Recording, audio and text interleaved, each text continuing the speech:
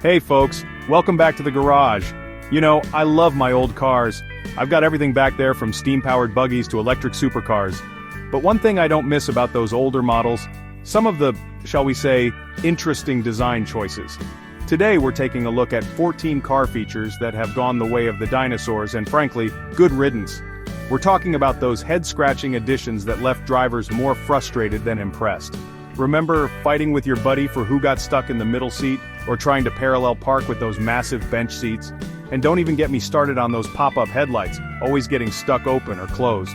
So buckle up, grab a wrench, and get ready for a hilarious trip down memory lane as we explore these automotive oddities that thankfully got left in the dust.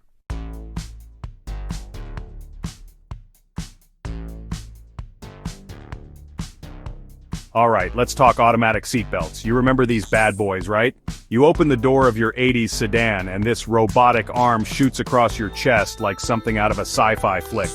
The idea, I guess, was to make wearing seatbelts less of a hassle. But in reality, it just added a whole new level of complexity to getting in and out of the car. Imagine trying to reach for something in the back seat and bam, you're trapped by this metal serpent. And don't even get me started on the reliability issues. These things were notorious for jamming, leaving you stuck in your car like a contortionist trying to escape a straitjacket. It's no wonder they went extinct faster than a phone booth in a hurricane.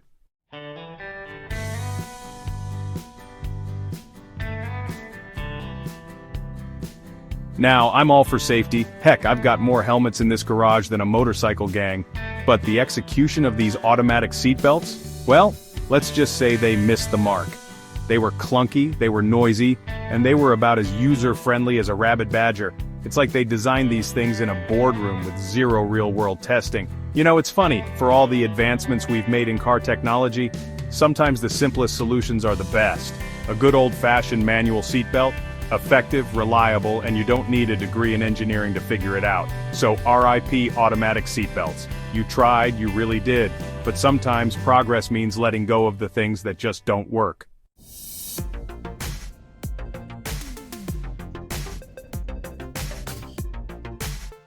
Alright, let's talk about a design feature that was pure automotive eye candy: pop-up headlights.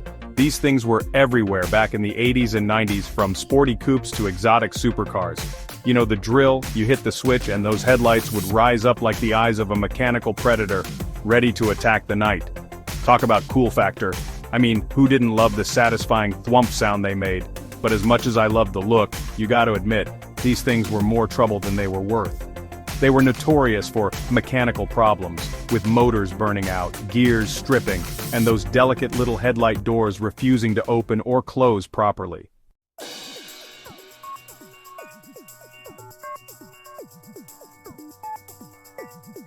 Now I'm all for a little bit of flash and pizzazz in a car. After all, what's life without a little excitement? But sometimes you gotta draw the line between style and substance. And pop-up headlights? Well, they were a classic case of form over function. Sure, they looked cool, but from a practical standpoint, they were a nightmare. Think about it. They added extra weight, complexity, and cost to the car. And for what? To look cool for about 5 seconds every time you turned your headlights on?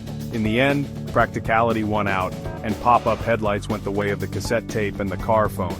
But hey, at least they left us with some pretty cool memories, right?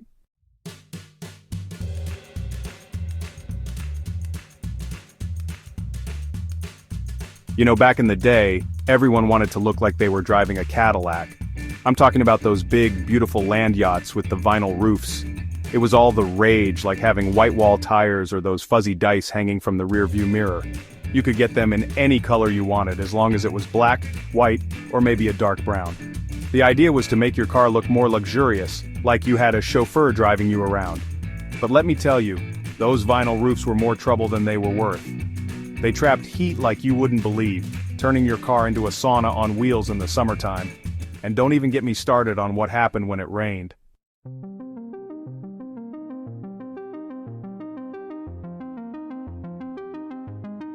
I remember one time I had this old Ford LTD with a vinyl roof. It was a beautiful car, but that roof was a nightmare. One hot summer day, I parked it out in the sun for a few hours. When I came back, the roof was so hot you could have fried an egg on it. I opened the door and this blast of hot, stale air hit me in the face. It was like stepping into a pizza oven.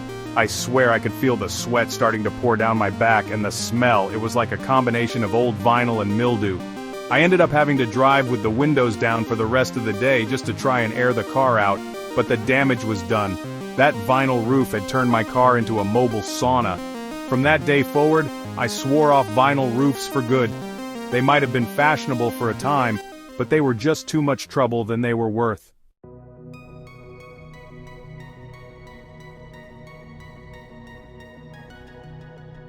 In the 80s, a car phone was the ultimate status symbol. Forget digital watches. A car phone meant you were a big shot. Those giant brick-like phones took up half your console.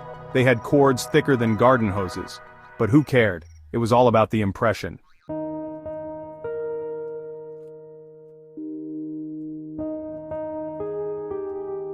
Early car phones were expensive, thousands for the phone, plus installation. And then, the monthly fees. Bills could be shocking. But it was the price of progress, a status symbol, even if costly. Eventually, the novelty wore off. Smaller, affordable phones took over. Car phones became obsolete. I don't miss them. Modern cell phones are better, clearer audio, easier installation.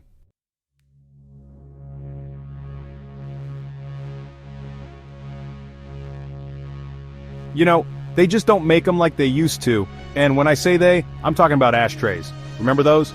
Back in the day, every car came standard with at least one, if not two or three. It was a different time, folks. People smoked everywhere, in restaurants, on airplanes, even in hospitals, for crying out loud. And cars were no exception. You hop into any car from the 50s, 60s, even the 70s and 80s, and you'd find these little metal boxes built right into the dashboard, usually with a little cigarette lighter right next to it. Some of those ashtrays were pretty fancy too, chrome-plated with spring-loaded lids, even little lights so you could see what you were doing in the dark. It was a different era, like I said. People didn't think twice about lighting up in the car, even with kids in the back seat. Heck, I remember my dad used to smoke like a chimney in his old Buick, and he'd flick the ashes right out the window without a second thought.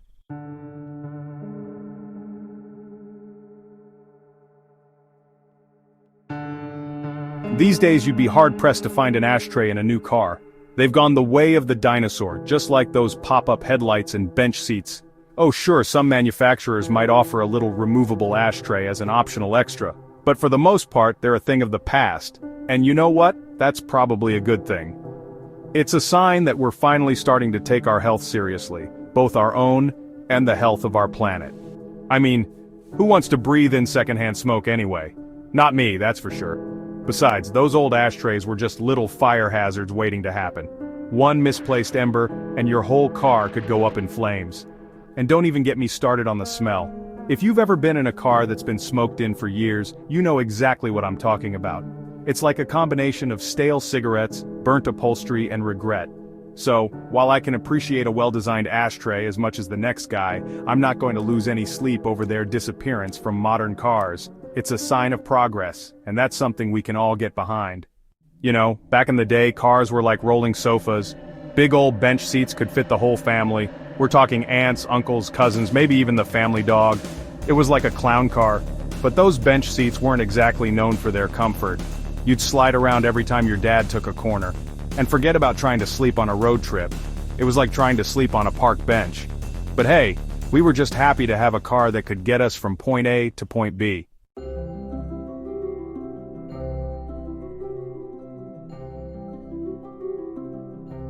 Now I know what you're thinking, Jay, those bench seats sound like a blast from the past, but weren't they a little dangerous?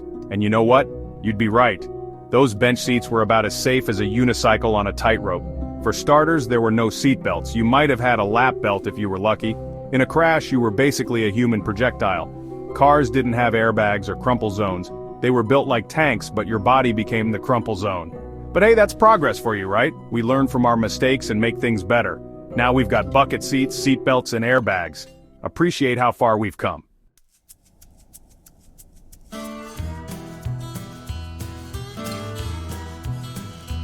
Now I love classic cars, but manual chokes always puzzled me.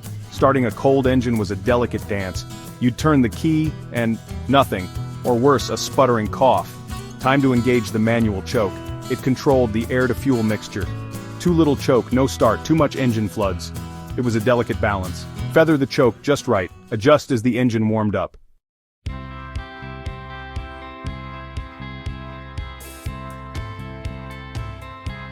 Now I'm a patient guy, I really am. But even I have my limits. Those manual chokes tested my patience more times than I can count. 1 minute the engine purring like a kitten, the next it would cough, sputter and die. And don't get me started on forgetting to disengage the choke. You'd end up with a car that ran like molasses. Those manual chokes were just one more thing that could go wrong. The cables would break, the linkages would stick, and the knobs would crack. I'm glad those manual chokes are a thing of the past. These days we've got fuel injection and cars that start with the push of a button. And you know what?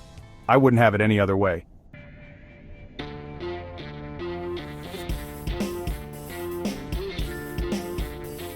Now I've driven a lot of cars in my day, from sleek sports cars to gas-guzzling muscle cars, but there's one feature that always takes me back to my younger years: crank windows. Before power windows you had to work for fresh air. Crank those windows like a strongman competition. Those crank windows didn't care about my aversion to physical exertion. They were gonna give me a workout whether I liked it or not.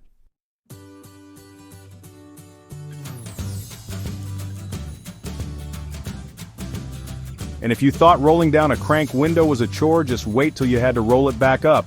It was like trying to reel in a runaway marlin with a fishing rod made of spaghetti. You'd grab that flimsy little crank, put your back into it, and pray that the window would cooperate. But more often than not, it would bind, it would jam, or it would simply refuse to budge, leaving you sweating, cursing, and questioning your life choices. And don't even get me started on what happened when those crank mechanisms inevitably wore out. You'd be left with a window that was either stuck halfway open or permanently sealed shut, turning your once stylish coupe into a rolling sauna in the summertime. But hey, I guess there's a reason they called them crank windows, right? Because they were enough to make you cranky. But you know what?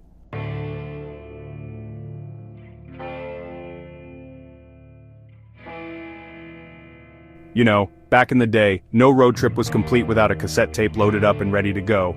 We didn't have fancy playlists or Bluetooth streaming. You had your trusty cassette player and that was it. I remember spending hours carefully crafting the perfect mixtapes for every occasion. You had your summer cruising tunes, your romantic ballads, your get psyched up rock anthems. It was an art form, really. And let's not forget the sound of that cassette deck clicking into action. That was music in itself. Of course, you always had to worry about the tape getting chewed up or the sound quality going fuzzy, but hey, that was part of the charm, right?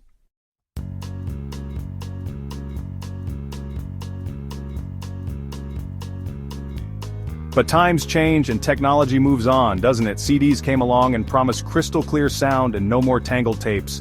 They were all the rage for a while. Then, MP3 players hit the scene and suddenly, we could carry thousands of songs in our pockets. Remember the first time you saw an iPod? It was like holding the entire Library of Congress in the palm of your hand. And now we've got satellite radio, streaming services, and Bluetooth connections that let you play music right from your phone. It's amazing how far we've come. But you know what? I still have a soft spot for those old cassette players. They remind me of a simpler time.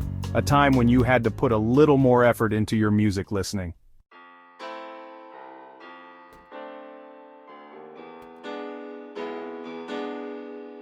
Now, let's talk about something that used to be a real status symbol on the road hood ornaments.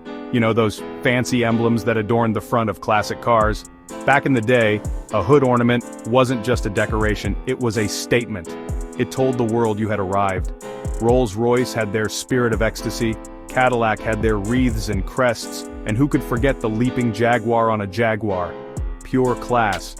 They were works of art, really, intricately designed, often made of chrome or silver. You didn't see that kind of craftsmanship on just any old car.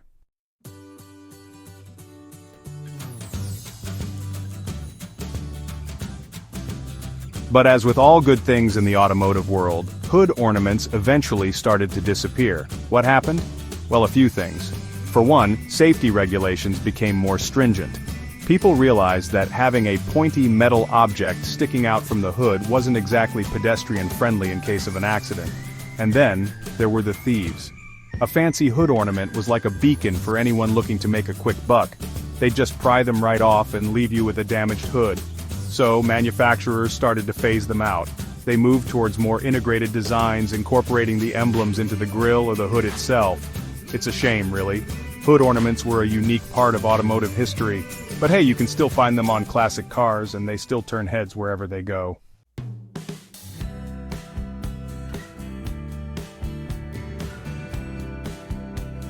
Okay folks, let's take a trip down memory lane and talk about a car feature that's as extinct as the dinosaurs' curb feelers. Remember those? Now for you youngsters out there, curb feelers were these springy metal rods that were mounted on the rear wheels of cars, usually on the passenger side. And their purpose? Well, they were the original parking assist system. Imagine a world without backup cameras, parking sensors, or those fancy self-parking systems. Back in the day, parallel parking was a real test of skill, especially if you were driving a big old boat of a car. That's where curb feelers came in.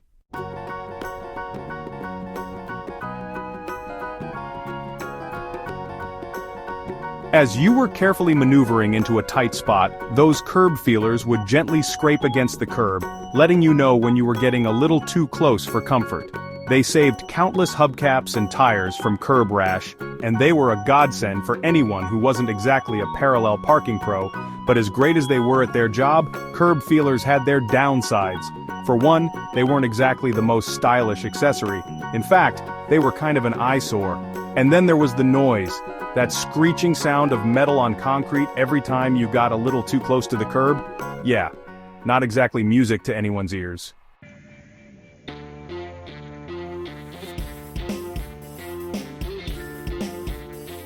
You know, back in the day, car designers seemed to have this thing about making everything a two-step process. Take dimmer switches, for instance. You'd think a simple flick of a lever would do the trick, right? Nope, not in those days. You had to take your foot off the gas, contort your body like a pretzel, and fumble around down by the floorboard just to switch from high beams to low beams. I remember driving my old Ford Fairlane, and that thing had a dimmer switch that felt like it was installed in the next county. Every time I needed to dip the lights, it was like performing a contortionist act. And heaven forbid you had a passenger who wasn't expecting it. They'd think you were having some kind of seizure. But hey, at least it kept things interesting, right? I mean, who needs lumbar support or heated seats when you've got a built-in calf workout every time you drive at night? I can still feel that little button digging into my big toe, and let me tell you, it wasn't pretty. These days, it's all about convenience.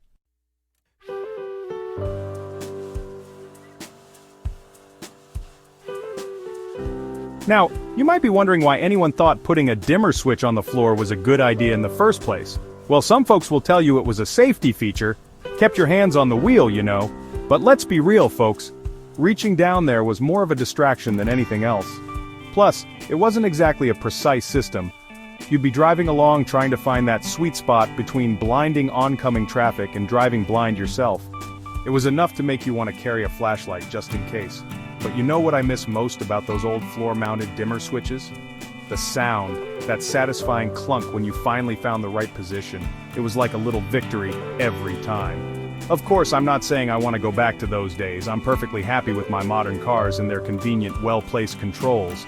But hey, a little nostalgia never hurt anyone, right?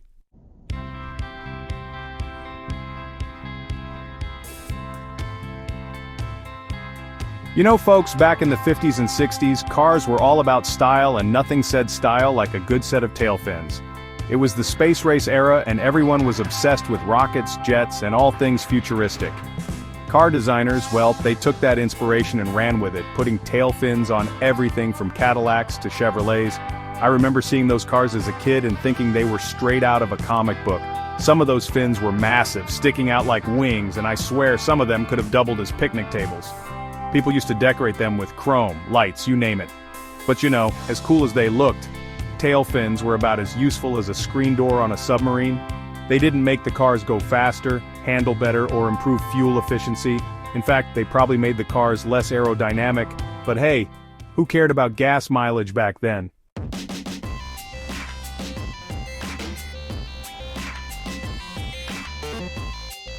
So why did tail fins go extinct? Well, a few reasons. For one, safety became a bigger concern. Those pointy fins were like spears in an accident, and they didn't do any favors for pedestrian safety either.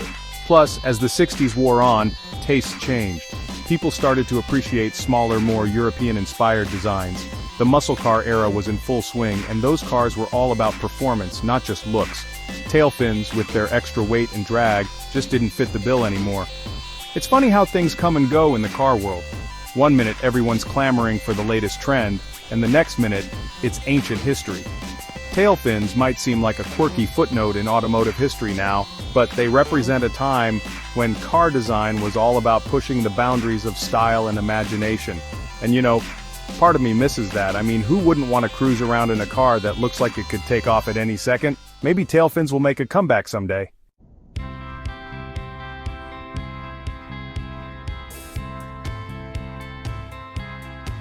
Folks, car designers, they're always trying something new. Sometimes it works, sometimes it doesn't. And then there are bubble windows, huge curved glass for a panoramic view, like piloting a spaceship. But they distorted the view, heated up the car, and were prone to cracking.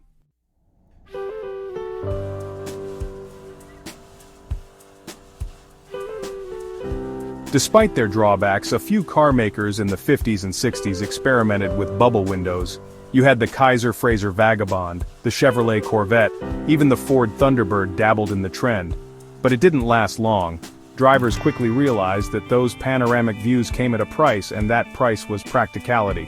By the late 60s, bubble windows had all but disappeared, relegated to the dustbin of automotive history. It's too bad, really. I admire the ambition, the desire to create something truly unique and innovative. But sometimes the best ideas are the ones that are the simplest and most effective. And when it comes to car windows, you really can't beat a good old-fashioned flat piece of glass. It might not be as flashy as a bubble window, but it gets the job done without any unnecessary drama. And in the end, isn't that what really matters?